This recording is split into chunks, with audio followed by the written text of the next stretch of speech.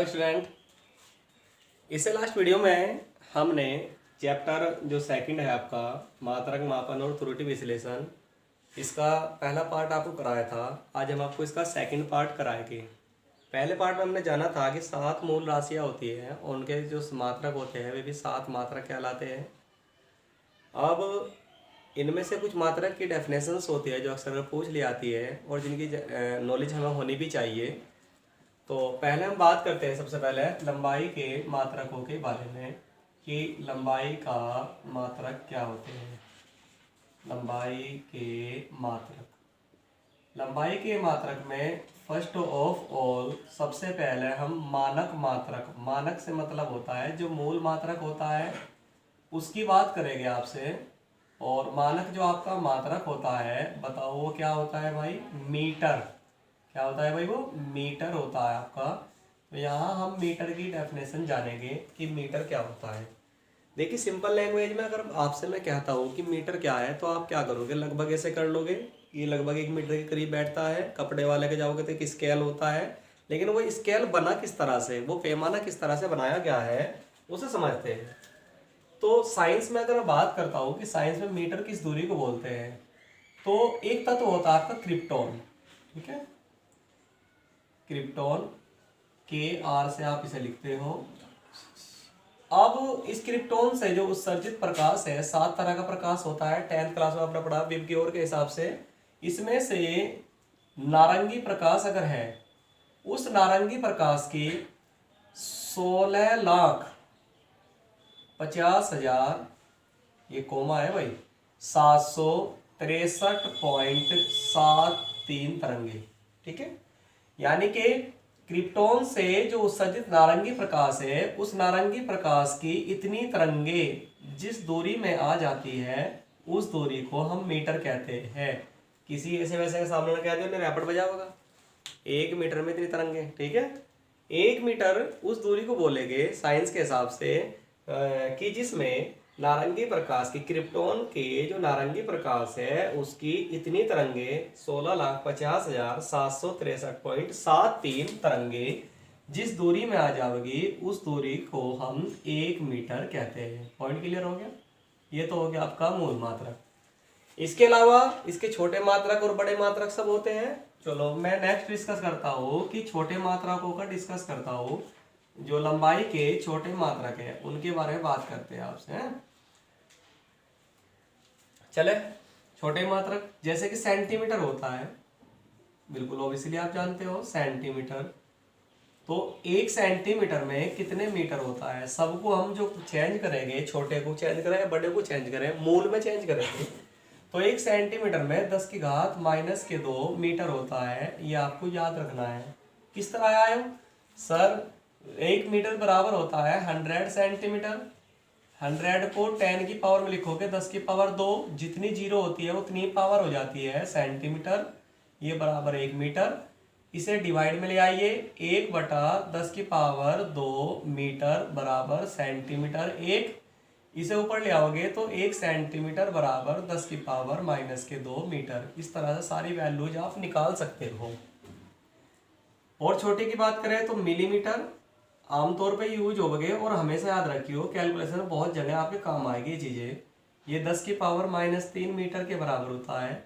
छोटे की ओर चलो तो एक माइक्रोमीटर होता है जिसे माइक्रोन भी कहते हैं शॉर्ट में, माइक्रोन। तो म्यू, ये जो निशान है ना यू का, यू तो होता है इतना, एक और टांग निकाल दी इसकी दर को तो ये म्यू बन गया, म्यू, म्यू। ठीक है, म्यू एम। माइक्रोमीटर ये होता है आपका 10 की पावर 6 मीटर के इक्वल होता है।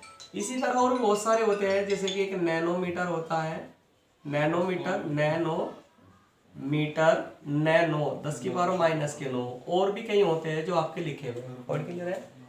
मैं अगर बात करूं नेक्स्ट इसमें बड़े मात्रकों के बारे में कि लंबाई के जो बड़े मात्रक होते हैं वो क्या होते हैं, 1 या 2 बताऊंगा, होते तो कहीं भी है। बड़े मात्रकों में सबसे पहले मैं आपको बताता हूँ आपको प्रकाश वर्ष, जो आमतौर पर पूछा जाता है या कहीं ना कहीं यूज होता है। देखिए नाम तो है इसका प्रकाश वर्ष, वर्ष आ रहा है इसमें, ऐसा लग रहा है वर्ष समय का मात्रक है, नहीं ये दूरी का मात्रक है और बड़ा मात्रक है। क्या होता है? 1 प्रकाश वर्ष जो होता है वो उस दूरी के बराबर होता है जिसे प्रकाश एक वर्ष में तय करता है। ठीक है, प्रकाश द्वारा एक वर्ष में तय दूरी, और वो भी निर्वात में। निर्वात का मतलब खाली स्थान में या वायु में। ठीक है, निर्वात का मतलब होता है जहां पर वायु भी ना हो, उसे निर्वात कहते हैं। ठीक है, तो एक वर्ष में तय दूरी, जितनी भी दूरी प्रकाश एक वर्ष में तय करता है उसे हम एक प्रकाश वर्ष बोलते हैं। ये तो डेफिनेशन होगी। अब मैं इसकी वैल्यू निकाल रहा हूं। दूरी, फॉर्मूला बताओ क्या होता है? चाल बराबर दूरी बटे समय होता है। तो यहां से अगर मुझे दूरी निकालनी पड़ेगी, दूरी बराबर चाल गुना समय, तो यहाँ लेंगे किसकी चाल? प्रकाश की चाल। और समय कितना लेके बताओ? एक वर्ष। ठीक है, चाल तो लेके प्रकाश की कितनी होती है? 10th क्लास में पहले ही चैप्टर में पढ़ाते हैं, 3 गुना 10⁸ मीटर प्रति सेकंड। ठीक है, समय कितना है बताओ आपका? एक वर्ष, 1 ईयर। 1 ईयर को अगर आप सेकंड में चेंज करना पड़ेगा, क्योंकि तभी तो सेकंड से सेकंड कटेगा। अभी करते हैं 3 मल्टीप्लाई 10⁸ मीटर पर सेकंड। और एक साल में 365 दिन होते हैं, एक दिन में 24 घंटे होते हैं, एक घंटे में 60 मिनट होती है, और एक मिनट में 60 सेकंड होते हैं। इस तरह सेकंड में चेंज हो गया। इस पूरे को जब हम सोल्व कराते हैं तो प्रकाश वर्ष बराबर बढ़ता है 9.46 10⁻15 मीटर, यानी कि इतने मीटर के इक्वल होता है एक प्रकाश वर्ष। 1 लाइट ईयर बोलते हैं, LY, लाइट ईयर। क्लियर है भाई? एक और बड़ा मात्रक होता है, वो भी मैं आपको बता दूं, लो लिख ले दो। खगोलीय मात्रक बोलते हैं, खगोलीय मात्रक, एस्ट्रोनॉमिकल यूनिट, AU से लिखूंगा इसे मैं। क्या होता है? पृथ्वी और सूर्य के बीच की औसत दूरी को, पृथ्वी है और जो सूर्य है उसके जो बीच की औसत दूरी होती है, उस औसत दूरी को एक खगोलीय मात्रक कहते हैं, एक AU बोलते हैं। तो खगोलीय मात्रक बराबर होता है, ये दूरी लगभग होती है, लगभग 1.48 10⁻11 मीटर के करीब होती है। याद कर लेना। इस तरह आपके लंबाई के मात्रक होगी। नेक्स्ट टॉपिक हम बात करते हैं इसी तरह। चलो समय के मात्रक ले लेता हूं पहले मैं। समय के मात्रक, अगर समय के मात्रक की बात करेंगे, सबसे पहले वही मानक मात्रक होता है, और समय के लिए जो मानक मात्रक होता है वो आपका सेकंड होता है। सेकंड, सेकंड की डेफिनेशन अगर मैं बात करूं, कहा 1 सेकंड बता भाई, तो घड़ी में देखेंगे 1 पल गुजरा, 1 सेकंड हो गया, 1 सेकंड। लेकिन साइंस के लैंग्वेज में सेकंड की डेफिनेशन क्या होती है समझेंगे। देखिए, एक घड़ी होती है जिसे केवल साइंटिस्ट यूज करते हैं घड़ी को, और ये घड़ी जो हमारी कहलाती है इसे हम परमाणु घड़ी कहते हैं। परमाणु घड़ी इसलिए बोल लेंगे क्योंकि इसमें एक परमाणु कंपन करता है ऊपर नीचे, घड़ी तो अलग टाइप की होती है वो। और वो जो परमाणु होता है वो परमाणु सीजियम का होता है, सीजियम।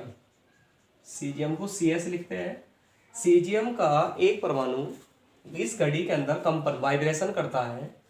तो जब सीजियम का एक परमाणु 9,26,31,770 बार, जब ये परमाणु 770 बार कंपन कर लेता है, तो इस समय अंतराल को 1 सेकंड कहते हैं। इतनी जबरदस्त रीडिंग ली गई है इसकी। इसकी जो एक्यूरेसी है घड़ी की, स्टॉप वॉच, तुमने देखा मोबाइल में स्टॉप वॉच होती है, उस तरीके की एक्यूरेसी वॉच होती है। उसने इतनी अच्छी एक्यूरेट ले ली कि जब 1 सेकंड हमारी घड़ी में गुजरता है तो इतनी बार ये परमाणु कंपन कर लेता है सीजियम का। साइंस के लैंग्वेज की डेफिनेशन है कि 1 सेकंड उस समय को बोलते हैं, समय अंतराल को कहते हैं, जिसमें सीजियम का एक परमाणु घड़ी में 9,19,26,31,770 बार कंपन कर लेता है। ये डेफिनेशन होती है भाई आपकी। इसी तरह समय के भी छोटे मात्रक और बड़े मात्रक भी होते हैं, सभी तरह के मात्रक होते हैं समय के भी। मैं अन्य मात्रक एक ही जगह लिख लेता हूँ। तो बात करेंगे समय के अन्य मात्रक। ठीक है, अन्य मात्रक, अन्य मतलब बड़े छोटे समय।